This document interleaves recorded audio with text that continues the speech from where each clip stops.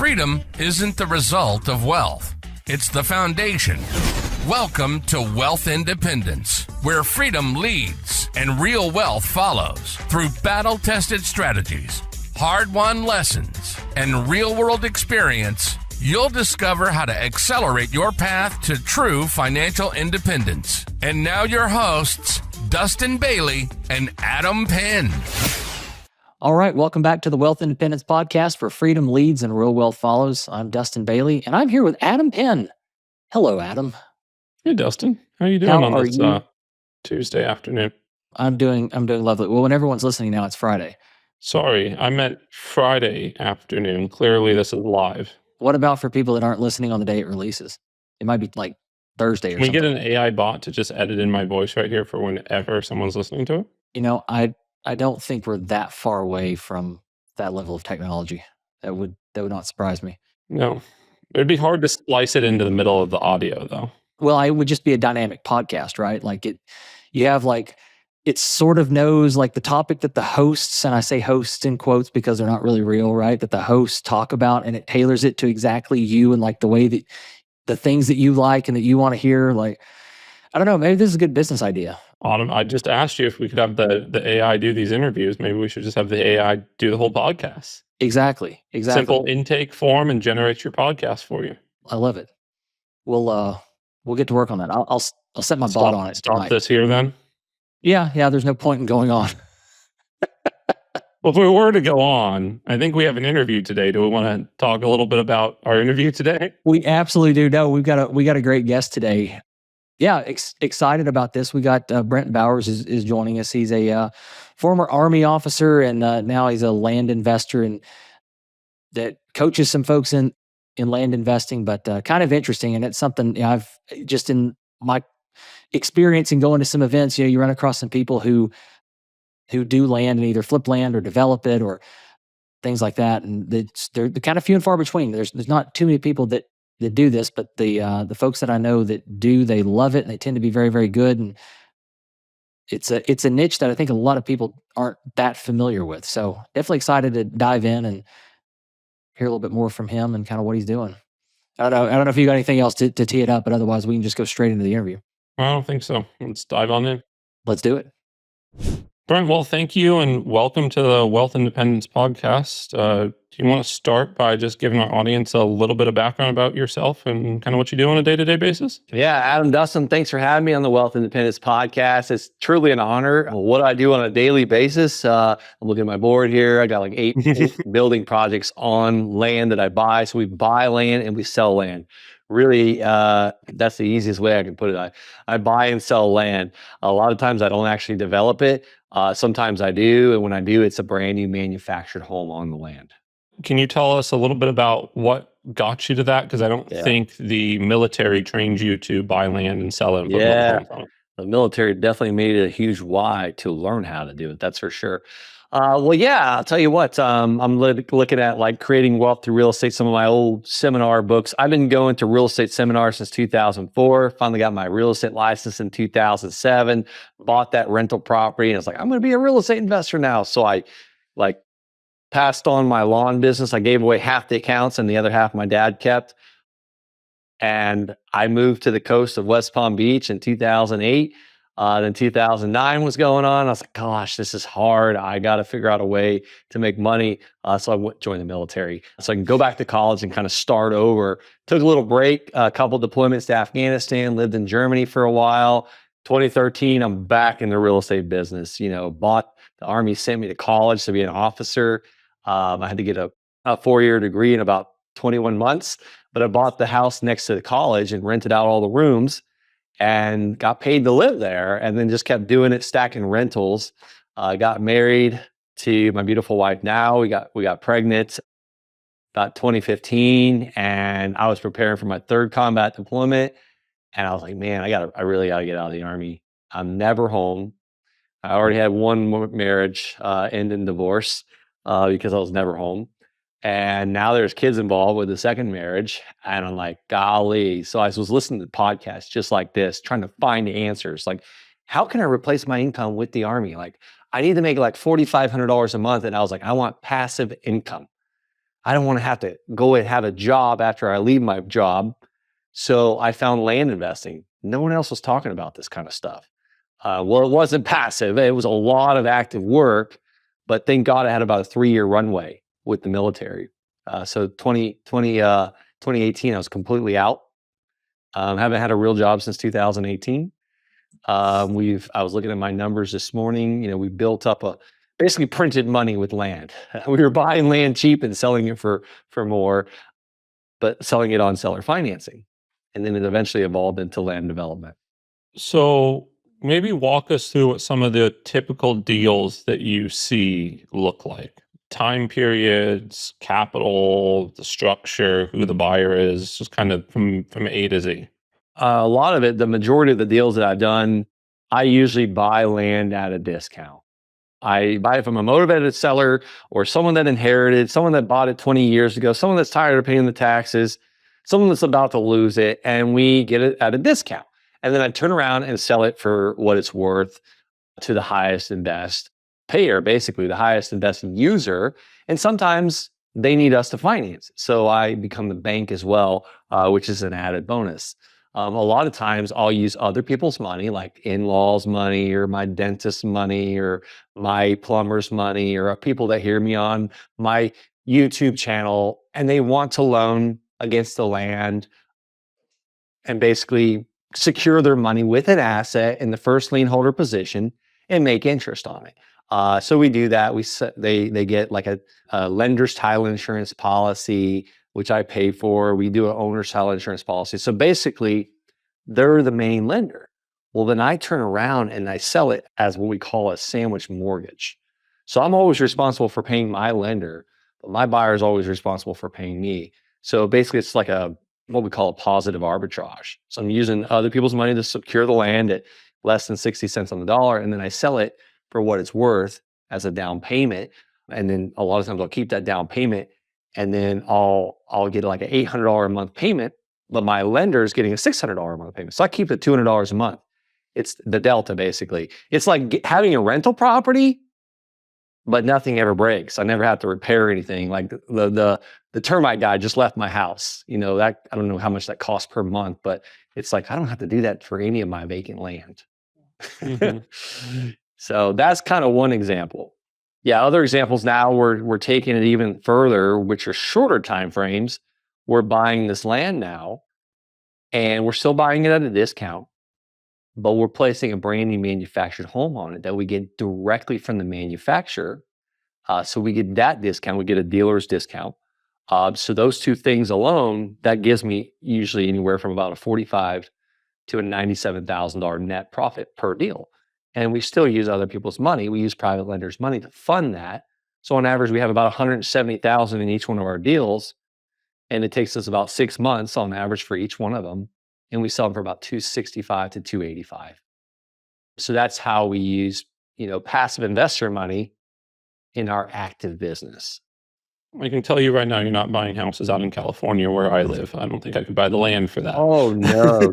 Florida, Tennessee, the Carolinas, Georgia. I actually started in Colorado.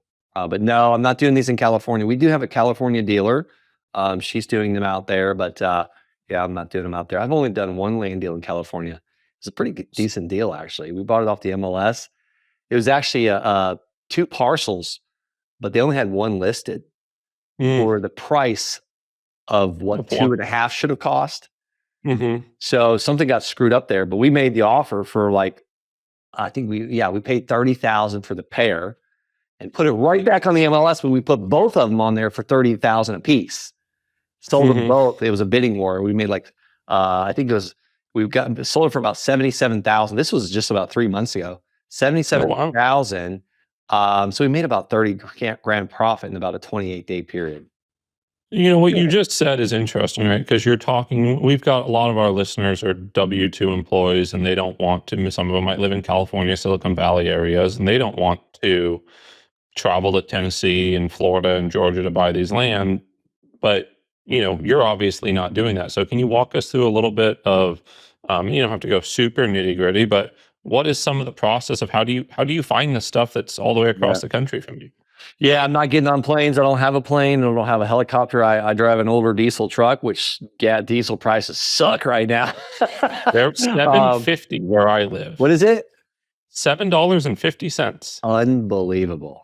Crazy. Yeah. The pump capped out at $175 the other day, and I had to put the card back in. Yeah, keep filling when up. you're putting the car like the RV, it's like I could never fill it up on one card swipe.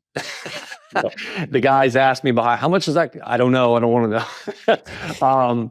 But yeah, so I'm doing this virtually now. Obviously, where I'm developing, I have project managers on ground. Where we're buying the land, we have land sales specialists, real estate agents on ground. So who are those people? The land sales specialist, real estate agents, the guy is selling all the land in the area. The guy on ground is usually someone that I've hired to project manage, an old contractor, general contractor, guys like that, that they're incentivized to get the deal done. So I'm not getting, like, I can't even build in my own county. I can't place manufactured homes in my own county. There's a little loophole. I'm going to start placing modular homes. I'm calling it the teacher homes. But it's been a process to get approved for all of it. Gotcha. Yeah. So I'm sure a lot of it has to do with the logistics of each county, right? Because you can kind of get yourself caught in a bind pretty quickly if you buy some land in an area with a plan to maybe develop it or do something, and there's regulations in those areas you're not familiar with. Can you walk us through maybe a time you found yourself in one of those binds, and then maybe how you prevent those now? Yeah, me and my partners, one of them, it was actually luckily I wasn't involved in it, but the zoning was saying manufactured home all day. There was manufactured homes across the street, but on this side of the street, there was a deed restriction saying no manufactured homes. And neighbors sued them, actually, and they ended up selling a parcel of land for what they had into it, but they could have lost money really easily with that. Had they already put the manufactured home on there? Yeah, it was ordered, it was there, and it was set up. Wow. Which sucks. So luckily they were able to move it to another parcel, but to set one of these up is $10,000. Yeah. So yeah, that one they kind of got out by, the hair of their chin, but yeah, you can lose money real quickly on those. So yeah, we check deed restrictions now, know our zoning, and I'll tell you what, things are starting to get easier and easier for these manufactured homes because you walk into them, they're just beautiful. They're like, really starting to. They're not the single wides from the 70s. Exactly. Yeah, manufactured homes didn't even come out until 1979. Oh, wow. Yeah, like a mobile home, a single wide, like that dark panel board stuff that your great grandmother lived in. No, not this. So you've obviously built a career around this. You've got a business around this, and you've got quite a few deals in the pipeline that you're doing. Kind of walk us through. I know you told us a little bit of the background, but how do people get started in this? You told us your story, but how would someone start doing this? Yeah, I mean, we train several people. We have a very small coaching program where we handhold, but like Bryson Hudson, he's in Georgia, 24 years old. How he got started was, we just showed him the blueprint. Okay, here's how you find the land. Here's how you find these markets. Here's how you see what the demand is for these manufactured homes. Here's the questions to ask. And then we walked him through that, and he started making offers on land right away. And what I love about Bryson is, like, he just went in with blind faith. He saw what we were doing. He saw our projects and just ran with it.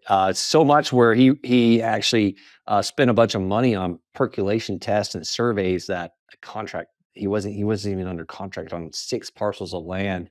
This kid moved so fast, he ended up losing that money.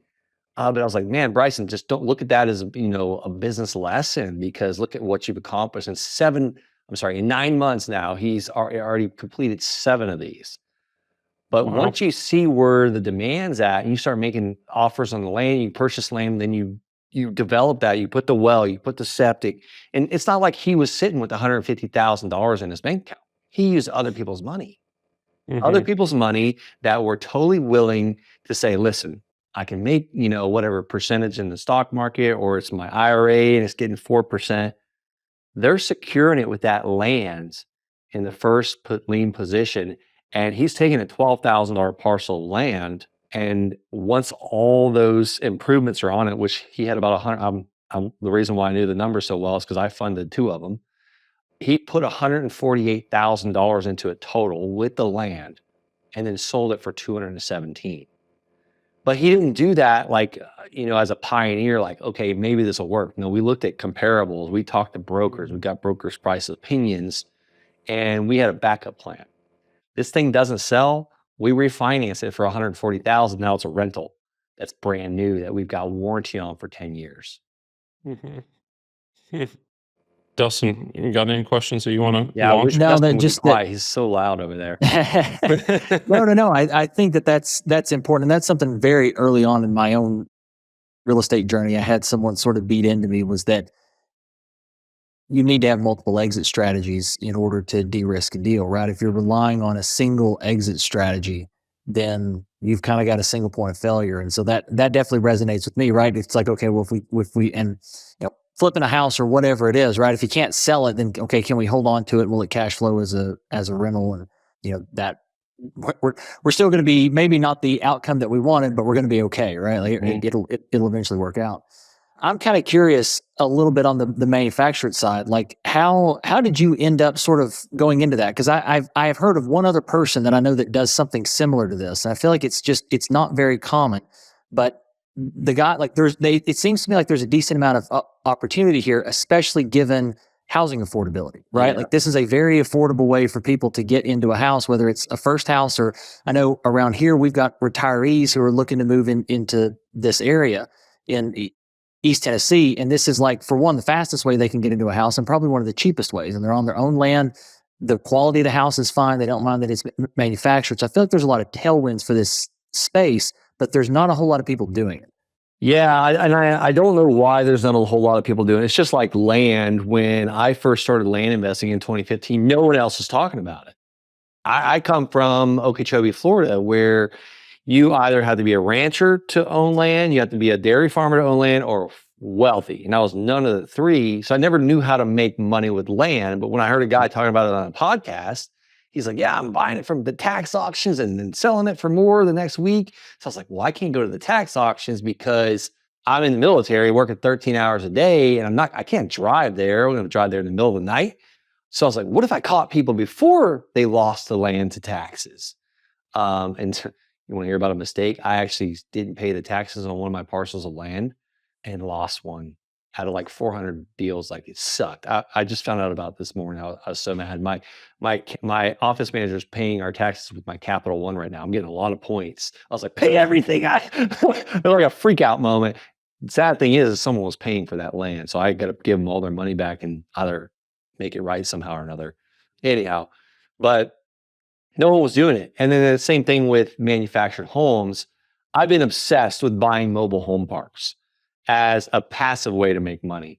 Now, there's nothing passive about a mobile home park. You got to have a good property manager, but I wanted to make sure the active money that I'm making, I'm putting it somewhere else that continues to make money. It also gives me appreciation, depreciation to save money on my taxes. And in 12 years, that thing's going to be paid for. And I was like, man, the people that are living in this place are looking for the most affordable housing solution possible. And this is in the last 4 years. The first one I did was in 2020. So I've haphazardly placed manufactured homes on land since 2020. And I've haphazardly flipped houses, and I flipped about 8 mobile homes, some manufactured, some modular. And I looked at the biggest profit deals. They were always something to do with a mobile home. Either the land allowed a mobile home, or we flipped the mobile home. And then I was like, what's selling the fastest out there? Well, it's the cheapest houses. What's the cheapest houses? It's usually the mobile homes. So I was like, okay, how do we put these two together? And I still can't take all the credit because Robert and Chris, they're in our Land Sharks community, that they own 33 mobile home parks. And I was like, teach me what you're doing. Show me what you're up to. So they started teaching me what they're doing. And then Robert, my partner, one of my partners now, He's like, Brent, I want to show you how we're able to afford to buy these mobile home parks. He's like, we're putting brand new mobile homes and manufactured homes on land. And I was like, the light bulb went off. It's like all that just kind of clicked at one time. And I was like, okay, this is where, like, this was about 2 years ago now. I said, this is where I'm going to be at now. Because my land has started slowing down a little bit. Where I could sell a piece of land in a week, it was taking sometimes a month or 3 months.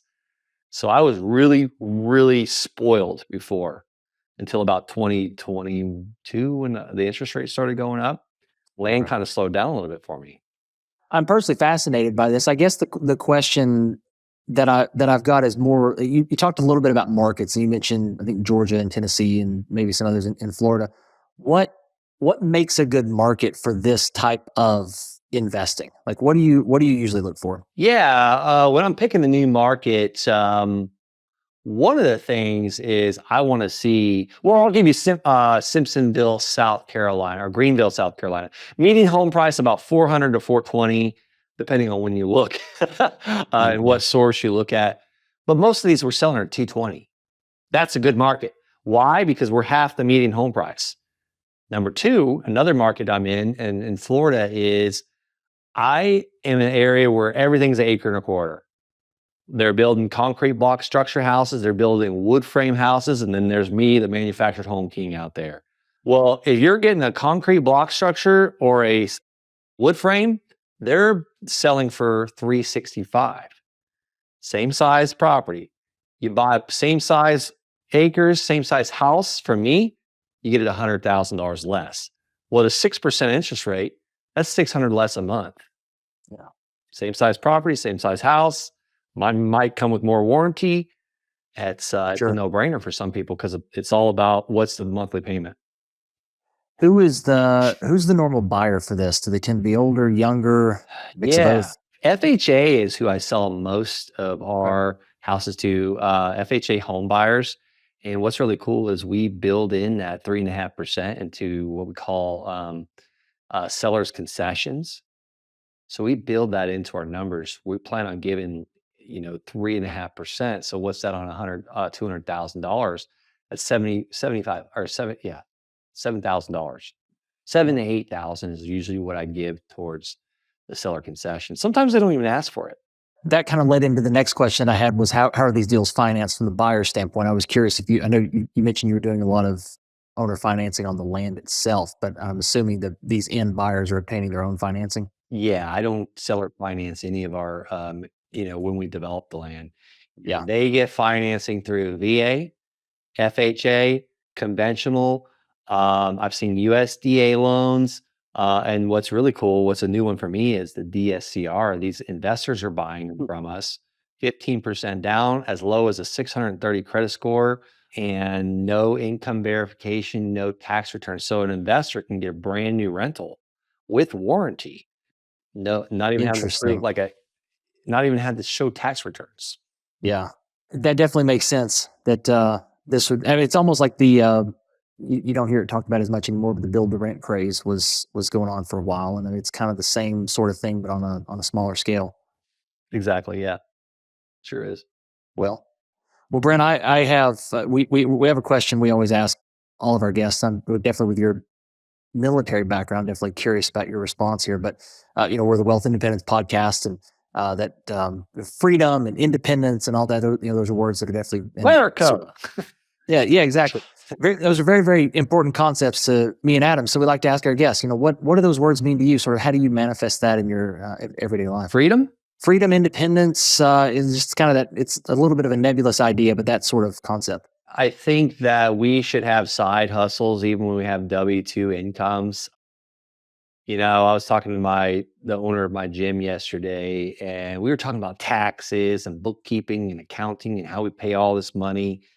And I was kind of complaining, and he was complaining. And I was like, you know what? Here's the thing, though. It's 4 p.m. on a Monday, and I'm in the gym. When I was in the military, I couldn't do that. Tomorrow, I get to do something called seeing fishing. I don't even know what the heck that is, but I'm taking my son on a field trip. It's called seeing fishing. And then, which is Wednesday. Thursday, I'm taking my son to Orlando. Unfortunately, it's to the urologist, but I got to take the whole day. I get to take the whole day off And like if I was still in the military, none of that would have happened because I had my W-2 job. My dad never went on field trips with me. He was out climbing towers. I didn't see him. And when he got home, I was usually in bed because he would go to the bar afterwards. So like, I mean, I think I have ultimate freedom. Sometimes I have to do things in my business I don't like though, like accounting and bookkeeping and paying the IRS. But, thank God I was born in this country, to be able to pay taxes. Well, I guess I might have gotten ahead of myself here, but like if we go, Adam mentioned earlier, we've got a lot of passive investors in the audience. If they want to get involved in kind of what you're doing, what would be the best way to do that? Is there a way to do it? And then sort of how can folks connect with you and stay in touch? I can give my cell phone number out, 863-801-6959. I've had people reach out to me, hey, Brent, I'm about to fund a deal. Like, what should I do? Like, we're always talking about like, okay, be less than that 65 cents on the dollar. Make sure you get an owner's title insurance policy. Make sure they're paying for your lender's title insurance policy. Little things like that. It's only $150. Me as the investor, I always pay that. And make sure you know what lien position you're going to be in. First, second, third type stuff. And then make sure you're talking to brokers, other people, and treat every person that borrows from you like an enemy. Because you won't lose money from an enemy. You'll lose money from a friend.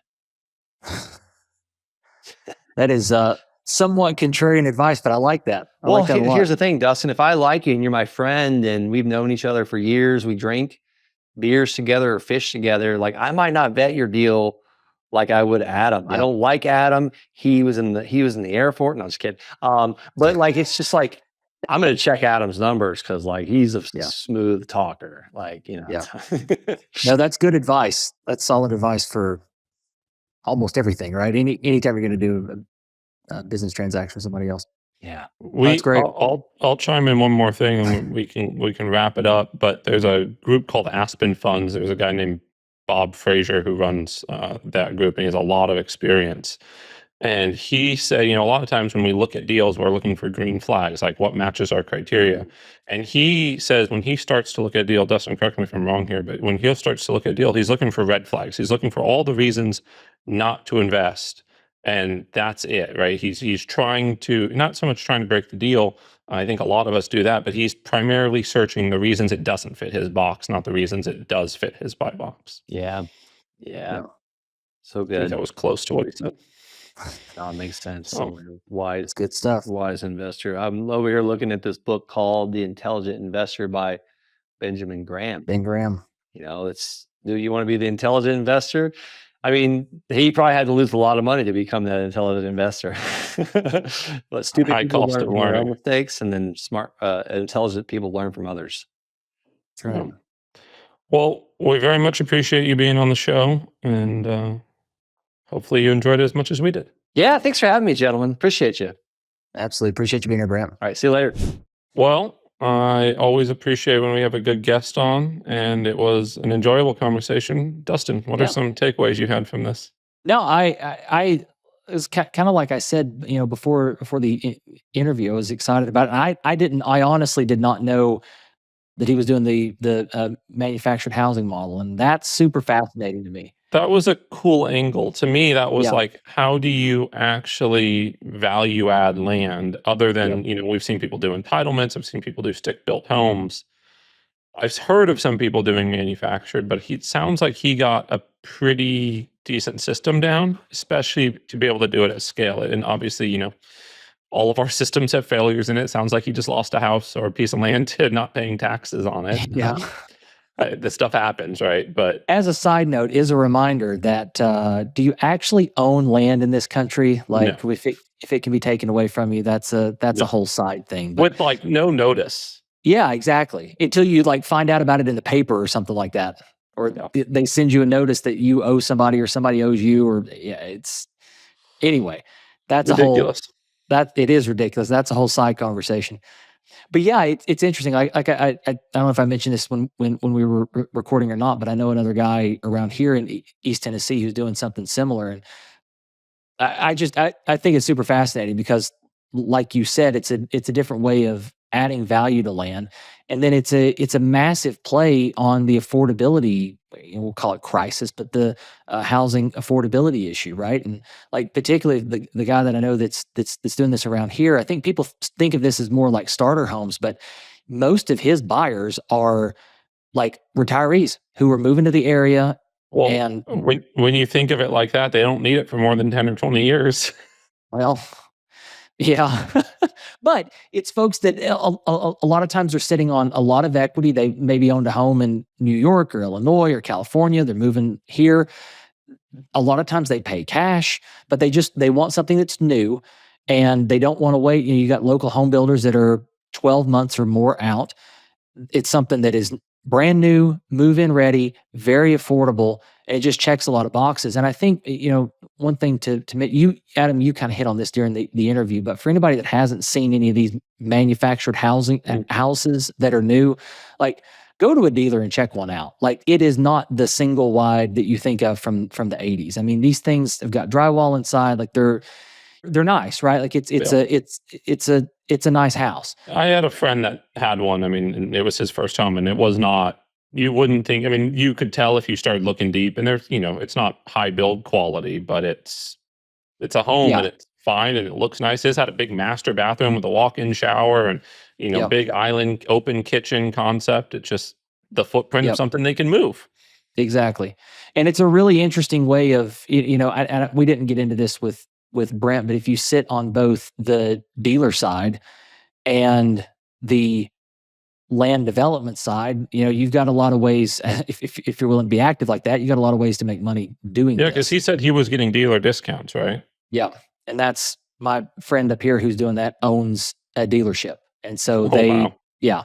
So in addition to selling, retail to folks that want to buy these and put them on their own land, he gets for the projects they're doing, he just gets them at cost effectively. So it's a really interesting, again, it's a super interesting model. And I thought it was interesting that Brent mentioned too, that land had slowed down with the rise of interest rates. And that this seems to be, obviously rising interest rates don't help affordability at all. And so this is a very interesting pivot, but it's also a reminder that like, there's a lot of ways to do things. And there's a lot of different little niche things in real estate that have a lot of opportunity and you can do very, very well at, but if you sort of know where to look. It's not like I tell people all the time, they think real estate investing means buying a single family house and being a landlord. And that's a way of doing it, but that is far from the only way. There's so many different ways to be involved in real estate. I will say that his land investing is much more of a business than investing, right? It's 100%. Probably the furthest thing from passive income. Yeah, for sure. Now, if he mentioned using other people's money, that didn't sound like there was a fund that was set up, but if you're like an individual investor who's effectively funding a note on one of those, that's very passive. Yeah. But the business of finding the land, doing all the sourcing, closing on it, finding a buyer, that's a very active business. That's not passive investing for sure. I don't know. Any final closing thoughts from the man in the hat? I felt like I shouldn't have been wearing a hat. I was the only one. Yeah, you really didn't dress the part today. Yeah, I know. I did not get the memo. No, I mean, I think it was an interesting episode. Nice to hear kind of a different perspective that we don't get very often. Well, good deal. Well, everyone, if you enjoyed this, we would absolutely love it if you would tell the computers that. So do all the things that we ask. So give us a like on YouTube and subscribe on YouTube and 5-star rating on Apple Podcasts and whatever it is you do on Spotify. I have no idea. But do all that. Let the computers know you're enjoying it. We'll get the message out to more people. We would very much appreciate it. But we do appreciate you being here today, and we'll hope to see you on the next episode. Just remember, where freedom leads, real wealth follows. Thanks, y'all. Thanks for joining us on Wealth Independence.